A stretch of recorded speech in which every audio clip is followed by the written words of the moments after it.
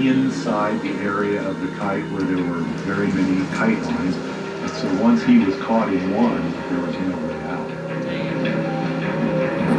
It popped spontaneously into the right shape while no one was around to help.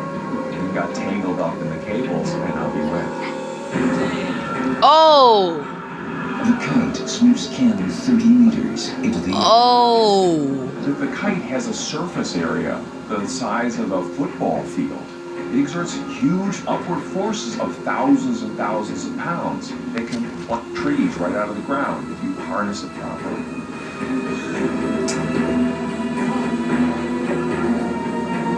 He was helpless because once that kite was inflated, it was going to fly. Did he go all into space? There is nothing Ken's team can do but watch. They had no way of bringing it down quickly. It wasn't going to let go. Ken manages to free his tangled foot. I would have been so scared to let go. It's far from over. These winds are powerful. Land in the water, at least.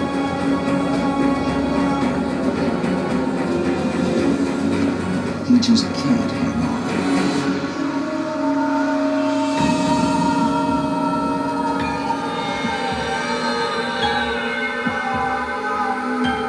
I'm trying to catch him.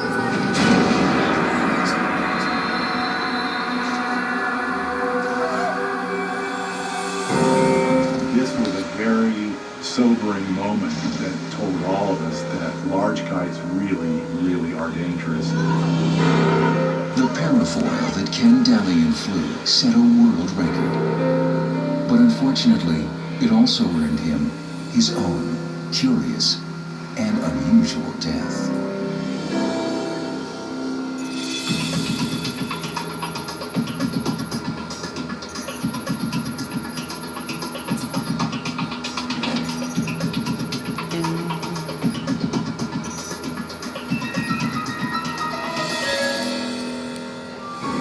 Welsh, West Virginia, July 31st, 1907.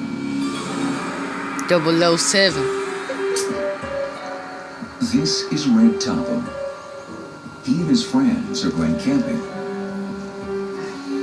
Their plan is simple. Find a watering hole and polish off some beer. A walk in these woods means a walk away from worries. Except one. The copperhead snake. These mountains are crawling with them. And in the early 1900s, fear of the copperhead has reached mythic proportions. It's just a baby. Ain't afraid of no baby, are you, Ray?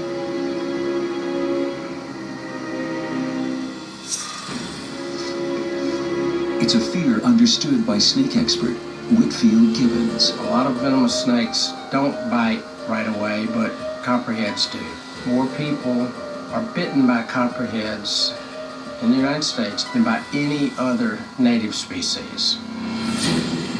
Its camouflage is one of its deadliest weapons, along with its fangs. When danger gets too close, it uses them to inject venom into its victim. They're sit-and-wait predators. If you do step on one or put your hand down on one accidentally, they're gonna bite. That's what copperheads do. You worked up a big-time thirst today. As the noon sun takes hold, the men focus on more pressing issues, like finding a nice, cool watering hole to chill their beer. Oh, ho, ho! Would you take a look at that? It's something that's not hard to spot in these mountains. There we are. But not everything is this easy to see. How about I was scared of something that somebody put in the river a while ago? That's right, it better be cool. Instead of bringing it from the cup up to your mouth, huh? You got a hold of that thing? Yeah. Yeah. The cork may be missing, but no worries. The keg is still full. Cheers! magic of the West Virginia woods takes hold. Just have a sing song.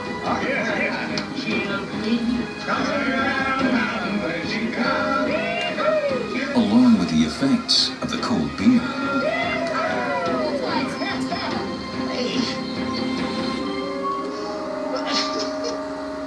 You beat yourself, boy.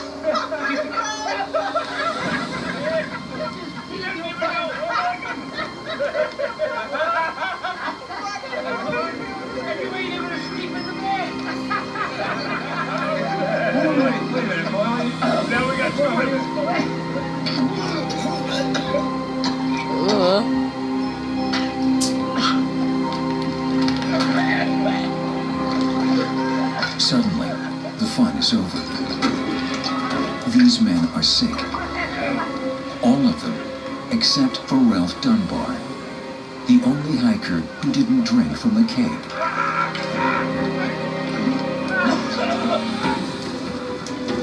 He needs to get them some help, and fast. 8 men were hiking in West Virginia, when 7 of them became violently ill after drinking beer. The only man left standing is Ralph, the guy who didn't have any. When Ralph returns with a doctor, only 2 of his friends are still breathing. The rest are dead.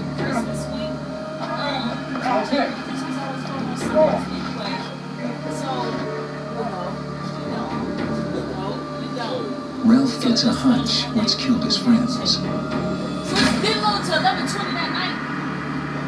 The fuck? I'm sorry. Like, it's still 11 that day, but then 11 to 11:20 that night. This man don't stand a chance. So I remember hitting TJ up. Like, hey. What no one understands in 1907 is that this copperhead is deadly, but not because of its venom. You could drink the venom of a copperhead, go right through you. Wouldn't even hurt you. Venom has to be injected. Poison has to be ingested. So the venom was not the cause of the death of those men. If it wasn't the venom, how could the copperhead kill? Wick Gibbons has a theory. What I think happened was that this beer came from a warehouse, and that warehouse had rats. And back in that era, strychnine was used to kill rats. And strychnine is a highly toxic poison, explains Dr. Marla Shapiro. Strychnine is very dangerous. Whether you ingest it or whether you inhale it, it can act the same way as a poison. The strychnine killed the rats, but it soon claimed more victims. A copperhead was there, came and decided to eat several of these rats. Oh my god. Why did they show that? After they've eaten, they go somewhere to digest their food, and they try to get a hiding place so they're not exposed to any predators. And there is no better hiding place for a copperhead snake than a dark, empty beer barrel. They probably just didn't look when they poured the beer in. Once the copperhead died and decomposed, it released the strychnine into the beer these men drank. And the effects were instantaneous. It turns off the chemical that controls our muscles. And there can be laryngeal spasms so that you can't breathe. Your muscles go into spasm, your heart goes into spasm, so it can't contract properly. And in that way, it ultimately leads to death. This would absolutely be a painful death. This is not a kind way to go.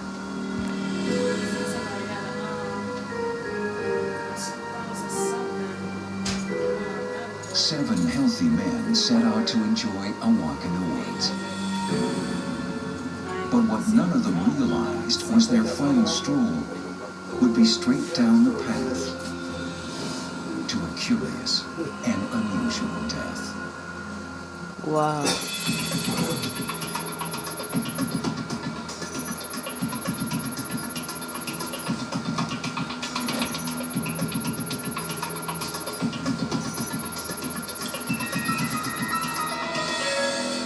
Fulton County, New York.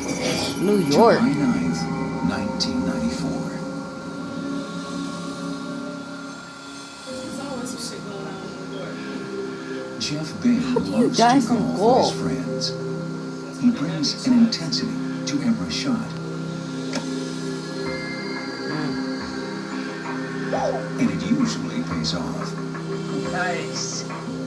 Today, Jeff's golf swing is near perfect.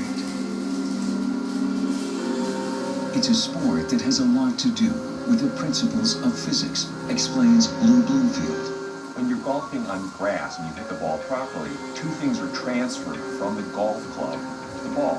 One of them is momentum, and the other one is energy. So in a properly hit ball on grass, the ball gets a large fraction of the club's momentum and energy, and off it goes. Life is good. Jeff is on a roll. Yeah. Until his ball lands right in a sand trap. A surface much more challenging than manicured greens. When you have the ball somewhat buried in sand and you hit that ball now with the club, the sand is going to get a substantial fraction of the club's energy and momentum. Which means the ball can't go very far. But for Jeff, it's not going anywhere at all. Suddenly, life isn't as good as it was 15 minutes ago. You be all right there? Shut up. As Jeff starts to lose the game, he's also losing his temper. A reaction not much different than road rage, according to psychiatrist Dr. Urban What you Wolkoff. looking at me for? It doesn't matter whether the activity is driving, golf, anything or anyone that thwarts you in pursuit of your aim is going to make you aggressive. Then the question is how aggressive. Jeff's frustration passes. He regains his focus. And it pays him back with a beautiful shot. But the next hole is a par 5. It's 443 yards long. One of the most difficult holes on the course. A good drive here could clinch the game.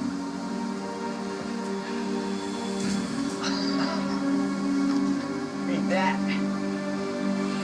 Jeff now has to match his friend's beautiful shot.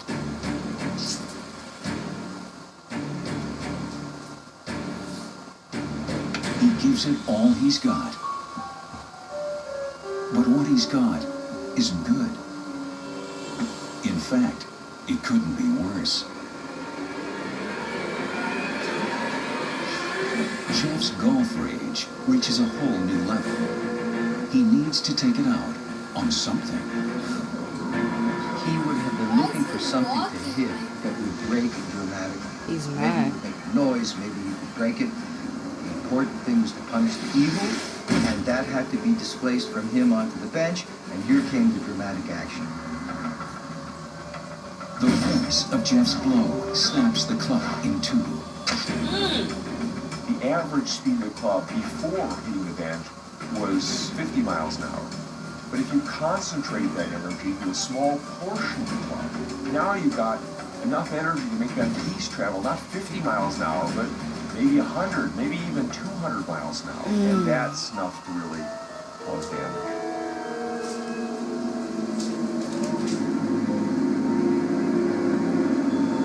The shaft of Jeff's club pierces his heart. That spinning piece of club flew back at the Just for golf some golf. Kill yourself. That's how you die from and golf. killed him. I don't like Proving that golf. just because your swing doesn't bring you a hole in one, doesn't mean it won't score you a curious and unusual death.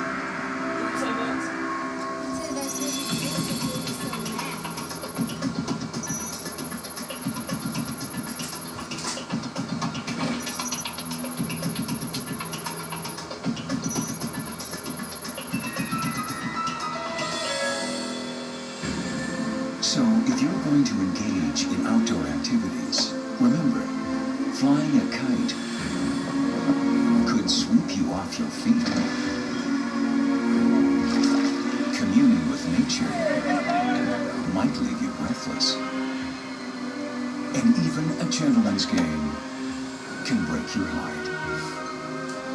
The kite flyer, the camper, and the golfer. Each one enjoyed the rush of the great outdoors.